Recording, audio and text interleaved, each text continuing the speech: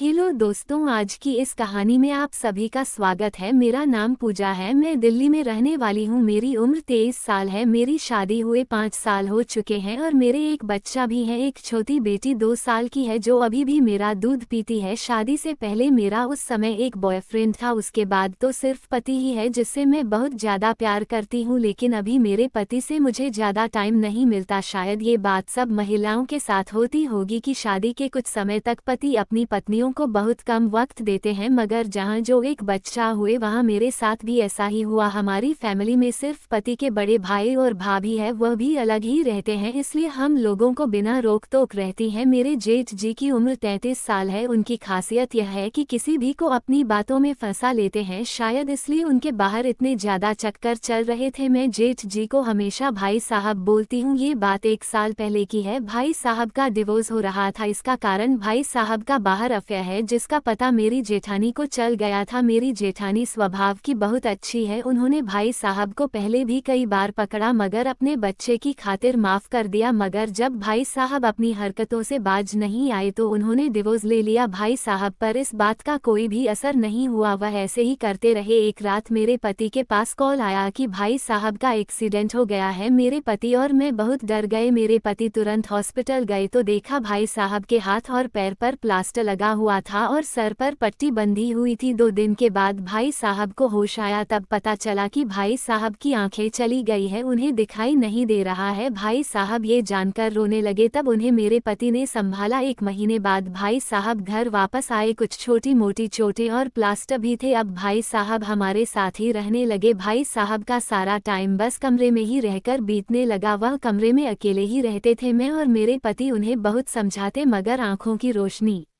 जाने का दर्द इतना गहरा था कि उनको संभालने में काफी वक्त लग गया। कुछ दिन बाद भाई साहब ने सब कुछ ईश्वर की मर्जी मानकर खुद को समझा लिया। भाई साहब के एक्सीडेंट का असर मेरी लाइफ पर बहुत ज्यादा हुआ, जिसका कारण ये था कि अब मेरे पति को उनके हिस्से का काम भी करना पड़ता था। हम दोनों अपने लिए जरा भी वक्त नहीं मिल पाता था, जबकि रोज मैं उनके कपड़े धो रही थी। थोड़ी देर बाद मैं कपड़े धोकर उठी और भाई साहब के रूम में गई। वहां मैं उनकी चादर बदल रही थी तो उस पर दाग लगे हुए थे। मैं जल्दी से चादर बदलकर वापस आ गई। दोपहर के टाइम बच्ची सो रही थे और भाई साहब अपने कमरे में थे। मैं उनके दरवाजे पर लॉक हल्के से घुमाकर खोला और अंदर घुस गई। अंदर देखा तो भाई साहब सो रहे थे। उस वक्त भाई साहब ने बनियान और पजामा पहन रखा हुआ था। भाई साहब तो सो रहे थे और मैंने अपने कमरे में जाकर सो गई। कुछ देर तक तो मैं भाई साहब पर नजर रखती रही मगर मैं उन्हें ऐसा कुछ करते देख नहीं पाए। एक दिन भाग्य ने मेरा साथ दिया। मैं दोपहर का खाना लगाकर भाई साहब को बुलाने गई। मैं चुपचाप उनके रूम में गई थी।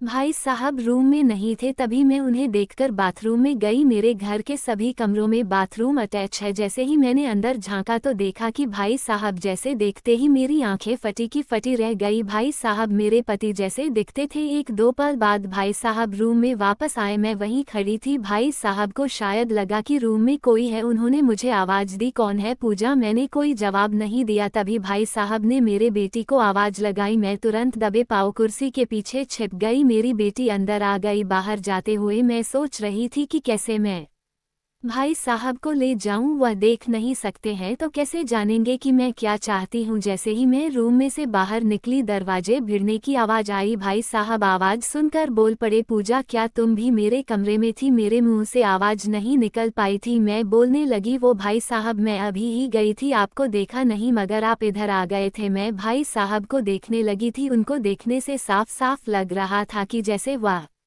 जान गए हैं कि अभी मैं भी उनके रूम में थी। फिर हम सबने खाना खाया। मैं अपनी छोटे बेटी को दूध पिलाने लगी और भाई साहब बोले, पूजा मुझे कमरे तक ले चलो। मैं उनका हाथ पकड़कर उनके कमरे में लेकर गई। भाई साहब बोले, पूजा गेट बंद कर देना। मैंने कहा ठीक है भाई साहब, आप आराम करो, कुछ चाहिए तो दरवाजा खटखटा देना और आवाज दे देना। मगर मैं बाहर नहीं गई। गेट बंद होने की आवाज से भाई साहब को लगा कि मैं बाहर चली गई हूँ मगर मैं अंदर थी। भाई साहब ने टी-शर्ट और पजामे को बदल रहे थे। मेरा मन तो कर रहा था कि मैं अभी इनके साथ क्रिकेट खेल लूँ। तभी मेरे बेटी ने आवाज लगाई, वह मुझे बुला रही था। मैं चुपचाप निकल जाना चाहती थी। मैंने हल्की तरीके से लॉक को घुमाकर दरवाज़ा खोला मगर दरवाज़ा खुलने की आवाज़ हल्की सी आई। भाई साहब ने सुन ली। भाई साहब ने तुरंत ही गर्दन घुमाई तो मैं खड़ी थी। भाई साहब दरवाजे की तरफ मुंह करके मुस्कुरा रहे थे। मुझे लगा भाई साहब को पता चल गया है कि मैं कमरे में ही हूँ। मैं बिना कुछ बोले जल्दी से उनके कमरे से बाहर निकल गई। अगली सुबह एक नया ही नज़ारा मेरा इंतजार कर रहा था। हर सुबह भाई साहब जल्दी उठ जाते थे मगर आज वह सो रहे थे। इतने महीनों में ये पहली बार हुआ कि मेरी नज़र उनसे हट नहीं रही थी। तभी मैंने भाई साहब को हिलाकर जगाया। भाई साहब ने उठते ही मुझे गुड मॉर्निंग कहा। ऐसा करते हुए उनका चेहरा ऐसे था जैसे वह मुझे देख रहे थे। मैं वहाँ से चली गई। मेरे मन में वही नज़ारा घूम रहा था। मुझे समझ नहीं आ रहा था कि उन्होंने पहली बार ऐसा कुछ किया था और कुछ देर बाद मुझे इसका जवाब भी मिल गया था। मेरे पति जब उन्हें नाश्ते के लिए लेकर गए तो उन्होंने मना कर दिया। पूछने पर बोले कि बाद में करूँगा। पति के जाने के बाद मैं काम करने लगी। तभी भाई साहब की आवाज़ आई, पूजा मेरे कपड़े निकाल दो। मैं तुरंत भाई साहब के कमरे में गई तो भाई साहब को मैंने कपड़े निकाल कर दिए। भाई साहब मेरी आहट पाकर बोले, पूजा मुझे बाथरूम में छोड़ दो और मेरे कपड़े भी वहीं टांग देना। मैंने एक हाथ से भाई साहब का हाथ पकड़ा और दूसरे हाथ से कपड़े पकड़कर उन्हें बाथरूम तक ले गई। मैंने शावर के नीचे उन्हें खड़ा कर दिया और उनका हाथ शावर पर रख दिया। भाई साहब ने शावर चला दिया और नहाने लगे। उन्होंने मेरे जाने का इंतजार ही नहीं किया। उनका मुंह दरवाजे की तरफ था जहां मैं खड़ी थी। वह देख नहीं सकते थे मगर ऐसा लग रहा था कि जैसे कि कुछ रहे हो। उन्हें ऐसा करते हुए देखकर मैं वहां से निकल गई। नहाने के बाद भाई साहब ने नाश्ता किया। फिर मैं अब अपने कमरे में काम करने लगी। दोपहर का खाना खाने के बाद मगर मुझे सब जगह भाई साहब दिखाई दे रहे थे। मेरा मन कह रहा था कि भाई साहब को सब पता चल गया है कि मैं उन्हें ऐसे रोज देखती हूँ तो क्या